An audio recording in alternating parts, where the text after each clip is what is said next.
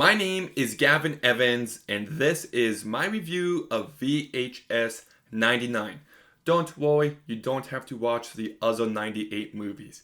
But this is a franchise I actually enjoy. I like the first movie, I like the second one, I haven't seen the third, but I do like the fourth one. So out of the three I've seen before this one, it was 3 for 3. And they're definitely not consistent by any means necessary, but you never know what you're gonna get for better or for worse. You always get different tones, different stories, and sometimes they work, sometimes they don't, but when they work, they can really work. So I was looking forward to watching this movie, and I have to say that it's without a doubt the worst one yet.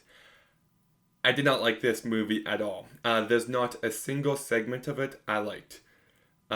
Instead of just reviewing this like a normal movie, I'm actually going to review every segment from worst to best. So, in last place, the worst story is Shredding. It focuses on this punk band, and I just didn't like that at all. Stylistically, it does capture the punk aesthetics of this time. It kind of reminds me of Blair Witch 2 in that way, but it kind of compromises any bit of atmosphere or tension that could be present, and I just found these characters to be so annoying, and the story is as predictable as it gets.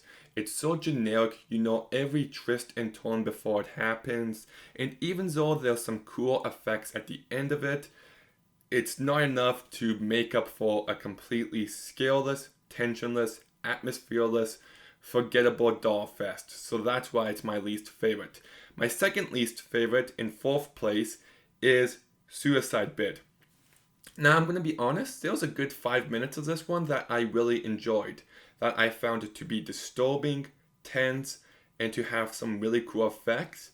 But everything surrounding those 5 minutes is awful. Like, I don't buy that this main character would just get into a coffin for the night to get into a sorority. Maybe there are people that stupid on this planet, but I guess I'm a bit of an optimist. And the character was so incredibly stupid, and then it going from 0 to 100 happened a bit too fast, and then the found footage format I found to be very distracting here, and then the ending just kind of happens. Like, there's a point where all these different characters just teleport, and it threw me off, and yeah, the ending really didn't work for me. So there was something good here, but it's not what we got. In third place is The Gawkers. Now, I'm going to be honest, I thought this one might actually be my favorite for the majority of it.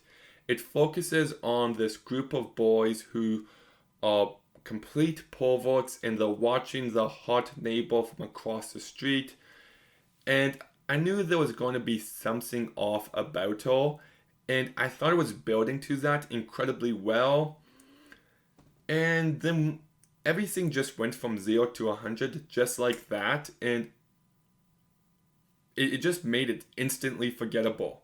Like, you did such a good job of building up to that, and the idea and what this neighbor does is something actually really unique, but they just go about it in a way that just feels generic. So it just took all that build up and threw it away and didn't work for me. My second favorite is still not one I like, but it's To Hell and Back. Now, this one I actually like the idea of. Well, there's these two guys, they're in hell, and there's some really great practical effects here. It doesn't look expensive. You can definitely tell it was a bit cheap, but they still put a lot of heart and soul into it. And you see that in some of the visuals. Where it loses me is the acting and the characters. I could not stand them. They completely ruined the mood. Like, this could have been something like the movie Mad God that came out earlier this year. That's just this terrifying atmospheric movie, but the main character just keeps making jokes time and time again, and then there's this character who's acting like Gollum from Lord of the Rings, and that didn't work for me at all. It's just, you got something here visually and atmospheric wise, but the writing and the characters and the acting just ruins it, completely ruins it. And yeah, it just didn't work for me by the end.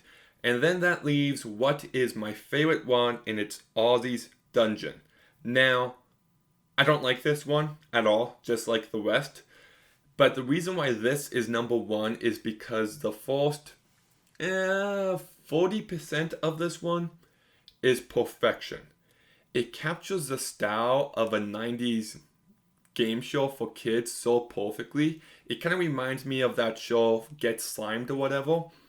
And it just has a very chaotic feel to it, and it does such a great job of just capturing that. It does a great job of capturing exactly what it's trying to so perfectly.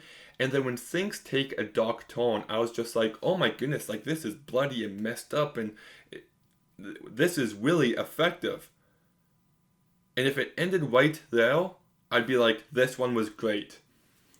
But no, this is the longest one by far, and it keeps going. It's kind of like when you watch Sin City 2, and the entire movie is really just a Dame to Kill For with a few other shorts. That's what this one feels like, because it takes up like half hour or maybe even longer than that. It takes up a large chunk of this movie. And like I said, I love that first section, but then it goes into this story where someone's getting captured and tortured the entire time. And I'm just like, okay, so you went from feeling fresh and new to something so painfully generic that we've seen countless times.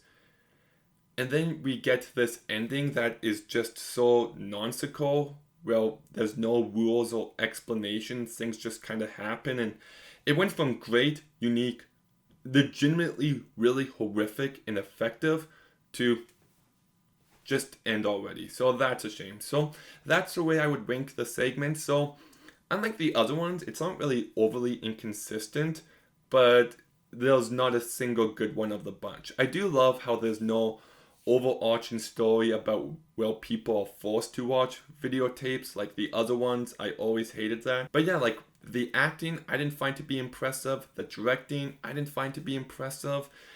And there's moments where you see potential, but it never lives up to it as much as it should. So I'm going to go ahead and give VHS 99 a 3 out of 10. The best part about Shudder is that they release their movies on DVD and Blu-ray, unlike every other streaming service, which, by the way, Netflix announced this week that they're still not going to do theatrical releases, which is just baffling by this point. Anyways, what I was saying about Shudder is I love the fact that they release their movies on DVD and Blu-ray, and I own the other VHS movies. I don't think I will buy this one when it comes out. I don't see myself ever rewatching this. It was just a terrible mess of a movie. So yeah, but did you watch it? What was your favorite segment? Let me know in the comments down below. Make sure you like, make sure you comment, make sure you subscribe. Stay tuned for some more videos soon. And Gavin out.